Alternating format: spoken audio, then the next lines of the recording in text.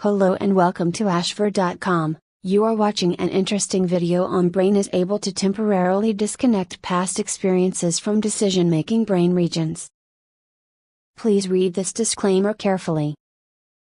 At Howard Hughes Medical Institute's Janelli Research Campus, scientists claim to have shown that the brain is able to temporarily disconnect past experiences from decision-making brain regions. The consequence of this disconnection is that decision-forming lessons are abandoned, leading to random behavior. To create an unpredictable environment, the researchers placed rats in a competitive setting where a computer determined which of two available holes in the habitat would produce a sweet treat for the rats. The researchers consider that, in some instances, random behavior might actually be preferable to experience-informed decision-making. For instance, an animal might have the best chance of avoiding predation if it moves unpredictably. Some scientists have wondered, therefore, if the brain has an inbuilt method of switching these experiences off, to produce random behavior. The Janelli team decided to investigate this, despite some criticism from other researchers. They argue that it's inefficient, and that it would be at odds with what some people call one of the most central operating principles of the brain, to use our past experience and knowledge to optimize behavioral choices, explains lab head Alla Karpova. Of the team's research, Karpova says they attempted to create a setting that would push the need to create behavioral variability and unpredictability to its extreme.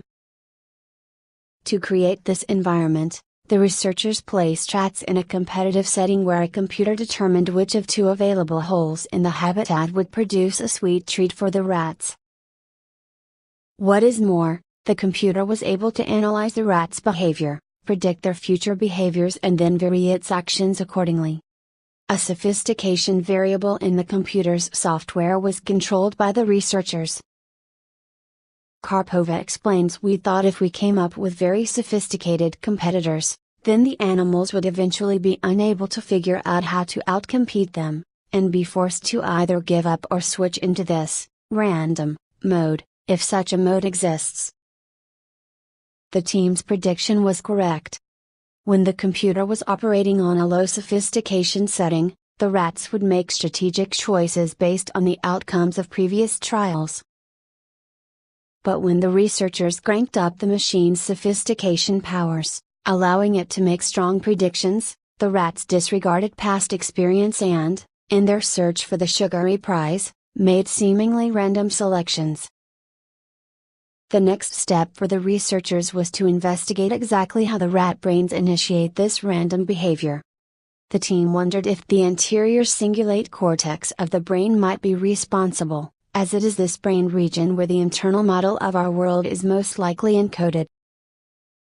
By manipulating a stress hormone, norepinephrine, in the animal's anterior cingulate cortex, the researchers found that they could indeed switch the rat's behavior between random and strategic modes.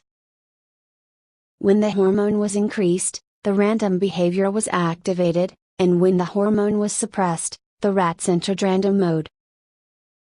However, Karpova and colleagues noticed that some rats continued to behave randomly, even when there was no strategic advantage to their randomness.